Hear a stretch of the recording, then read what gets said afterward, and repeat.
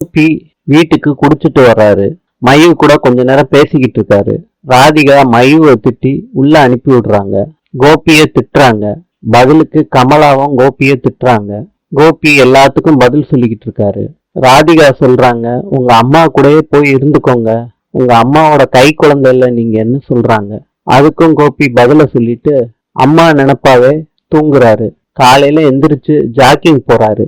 அப்ப ராமமூர்த்தியையும் பாக்யாவையும் பாக்குறாரு. ராமமூர்த்தி சத்தம் போடுறாரு கோபிய. இந்த வயசான காலத்துல இப்படியாடா பண்ணுவான்னு சத்தம் போடுறாரு. சாபமும் கொடுக்கறாரு. இதெல்லாம் கேட்டுட்டு போன கோபி நொந்து போறாரு. நேரா வீட்டுக்கு போறாரு. அப்ப பாக்யா ஈஸ்வரிக்கு சமாதானம் சொல்லி கார்ல கூட்டிட்டு போறாங்க. போற வழியில கோபி பாத்துடுறாரு கார்ல அம்மா ஈஸ்வரி போறத. செலியன்கிட்ட கேக்குறாரு. செலியன் கும்பகோணம் கோயிலுக்கு அம்மா பாட்டியையும் தாத்தாவையும் கூட்டிட்டு போயிருக்காங்கன்னு கோபி கிட்ட சொல்றாங்க.